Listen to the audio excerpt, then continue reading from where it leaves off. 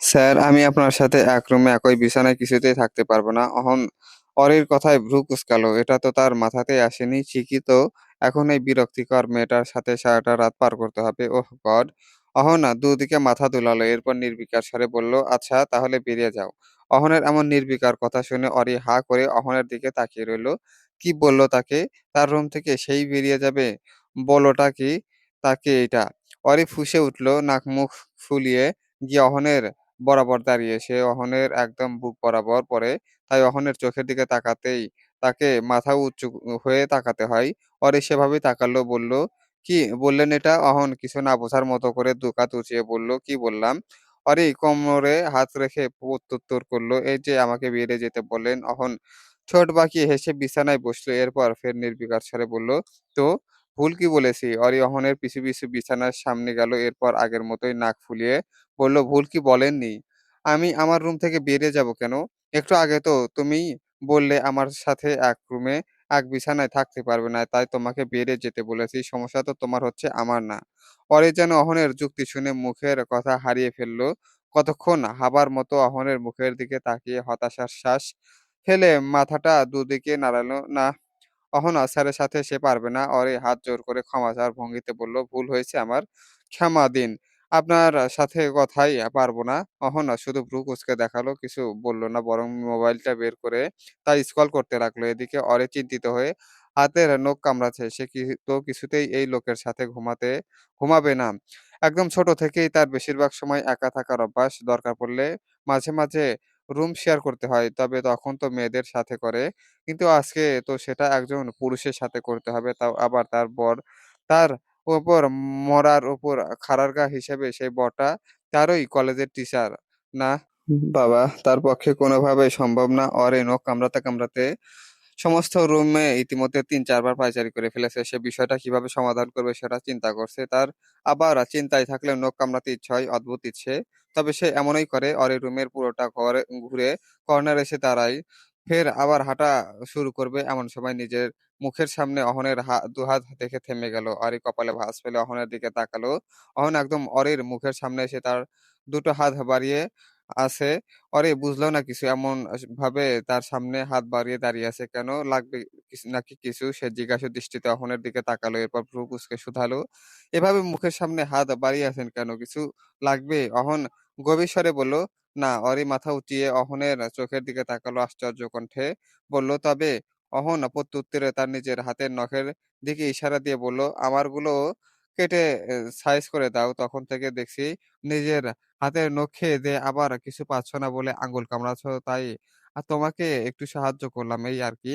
এরপর একটু থেমে পুনরায় গভীর স্বরেই বলল, "এছাড়াও আগামীকাল বৃহস্পতিবার, নখগুলো বড় হয়েছে, কালকেই কাটতেই হবে। তাই বরং তুমিই কেটে দাও এখন। তোমার দাঁত বোধহয় অনেক শার্প।" ওর এই কথাগুলো শুনেই ওয়াক করতে ২ পা পিছিয়ে গেল সে। নিজের নখ কামড়ে বলে কি এবার নখ কাটার ব্যবসা খুলে বসেছে নাকি মানুষের নখও কামড়াবে? ছি, ছি! তার তো ভেবে গা গুলিয়ে উঠছে। অথচ অহনকে দেখে সে যেন কথাগুলো সবসময়কার মতো গভীর মুখে স্বাভাবিকভাবে বলছে। এদিকে অরিকে এভাবে পিছিয়ে দিতে দেখে অহন একটু ঠোঁট বাঁকালো। তবে সেটা অরির দর্শনের আগেই আবার মুছে ফেলে বলল, "কি হলো? তাড়াতাড়ি করো। হাতের গুলো শেষ করে এরপর পায়ের গুলো কাটতে হবে তো।" পরে চোখ বড় করে একবার তাকিয়ে অহনের পা দেখল। বলল, "হ্যাঁ, পা ওয়াক।" এরপর আর দাঁড়াতে পারল না। মুখে এক হাত দিয়ে দৌড়ে ওয়াশরুমে চলে গেল। অরিককে এভাবে দৌড়ে যেতে দেখে অহন না পারতেই কপালে এক হাত দিয়ে শব্দ করে হেসে ফেলল। আজকের কাহিনী মনে থাকলে আর কোনোদিন নখ কামড়াবে না আশা করা যায়। অহন আর বেচারিকে কষ্ট দিবে না। যথেষ্ট শিক্ষা হয়েছে আজকের জন্য। তাই বিছানায় পাশের সোফাটায় গিয়ে শুয়ে পড়ল। বেশ রাত হয়েছে যদিও। তার মতে বড়সড় দেহের মানুষ সোফাটা ঠিকভাবে আঁটবে না। তবে কিছু করার নেই। আজকের রাতটা কষ্ট করে ম্যানেজ করে নিতে হবে। অরি ওয়াশরুম থেকে ফিরে এসে মিনিট ৭ পর না এতক্ষণ বমি করেনি, তবে চেষ্টা করছিল কয়েকবার, কিন্তু পারেনি। অরি রুমে প্রবেশ করতে দেখল অহন সোফায় একটু গুটিয়ে শুয়ে শুয়ে আছে। হয়তো জায়গা নেয়নি পুরো শরীর। আর নিবে বা কিভাবে? অত বড় শরীর তো আর বিছানাতেও জায়গা নিবে না। দেখা যেতে অ্যা দেখা যেত ঘুমালে পা বিছানার বাইরে চলে গেছে। অরি দীর্ঘশ্বাস ফেলে বিছানার দিকে এগিয়ে গেল। যাক, স্যার তাহলে সোফাতে শুয়েছে, এটা তার জন্য ভালোই। এক রুমে থাকলেও এক বিছানাতে তো আর থাকতে হবে না। তবে একবার মনে হলো স্যারকে বোধহয় বিছানায় থাকতে দিয়ে তার নিজের সোফাতে ঘুমানো উচিত ছিল। পরক্ষণেই অরি আবার নিজেকে শাসালো বলল, "না হরি, মোটেও তুই মানুষের ভালো করতে যাবি না। কারণ তুই যখনই যেচে কারো ভালো করতে যাস তখনই একটা না একটা ঝামেলা হয়ই হয়।" অরি পা বাড়িয়ে বিছানার দিকে যেতে নিতেও যেন কেন থেমে গেল। এরপর পা ঘুরিয়ে সোফার শুয়ে থাকা অহনের দিকে রওনা হলো। সে ঝুঁকে গিয়ে অহনের মুখের দিকে তাকালো। তার নিঃশ্বাস বোধহয় অহনের গাল ছুঁয়েছে। এরপর কিছুক্ষণ এক নাগাড়ে তাকিয়ে থেকে বিড়বিড়িয়ে বলল, "দেখতে তো সুন্দর। এই মানুষের সাথে সুন্দর করেই কথা বলে। শুধু আমার সাথে কথা বলতে আসলে মুখ থেকে নিমপাতার মতো তেতো, তেতো কথা বেরোয়। জল্লাদ একটা।" অরি আর কথাটা বলে অপেক্ষা করল না। ওর মাথাটা দূর দিকে দুলিয়ে বিছানার দিকে এগিয়ে গেল।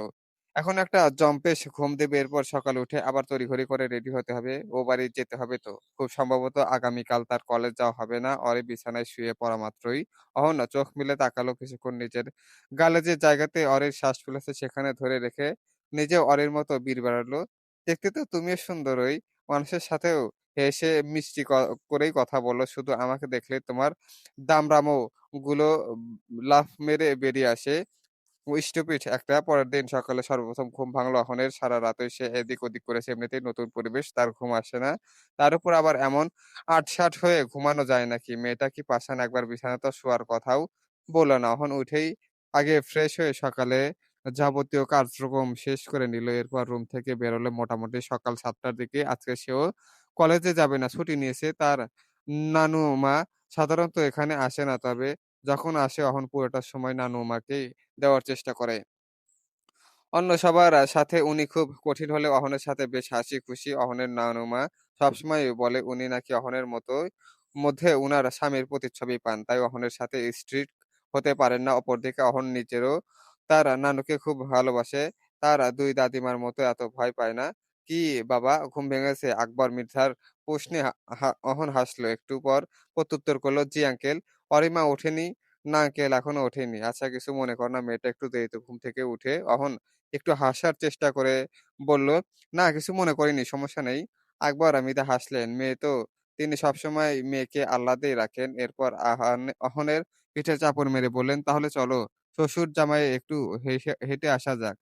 তোমাদের ভাষায় যাকে মর্নিং ওয়াক বলে আরকি।" অহন মাথায় নাড়িয়ে সায় দিল, বলল, "চলুন আঙ্কেল।" এরপর আকবর মির্জার সাথে বেরিয়ে পড়ল। মাঝ রাস্তায় গিয়ে অরির ছোট চাচা জাফর মির্জাও তাদের শ্বাসে যোগ দিল। সকাল তখন ১০টার মতো বাজে। মৃধা বাড়িতে সকালের খাবারের পর্ব মাত্র শেষ হলো। অরি ঘুম থেকে উঠেছেই মাত্র একটু আগে, তাই বেশি কিছু খেতে পারেনি। অল্প খেয়েই উঠে পড়েছে।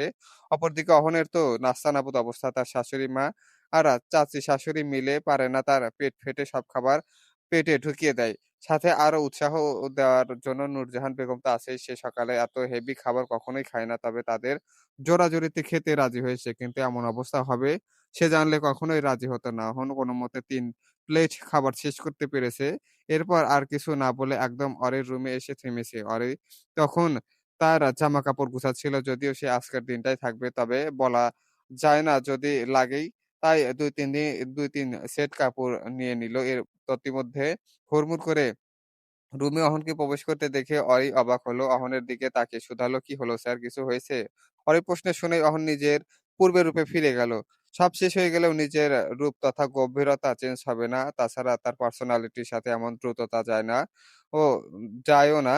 তাই গভীর হয়ে গলাটা একটু খাকারি দিয়ে বলল, "কিছু না।" এরপরে সোজা ওয়াশরুমে প্রবেশ করল। এখন তাকেও রেডি হতে হবে। এদিকে অহনের কান্ডকারখানা কিছুই বুঝল না।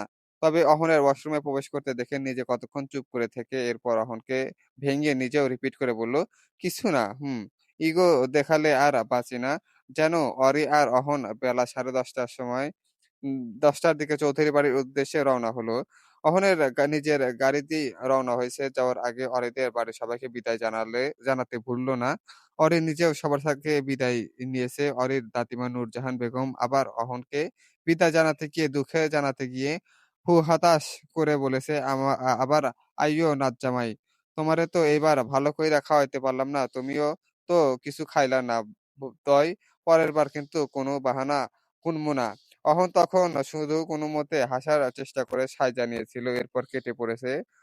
তার আর ইচ্ছে হচ্ছে না এই পরিস্থিতিতে পড়ার। আজকে যথেষ্ট শিক্ষা হয়েছে। ভিডিওটি ভালো লাগলে অবশ্যই লাইক, কমেন্ট, শেয়ার এবং সাবস্ক্রাইব করে পাশে থাকবেন চলবে। আর ভুল ত্রুটি ক্ষমা সুন্দর দৃষ্টিতে দেখবেন।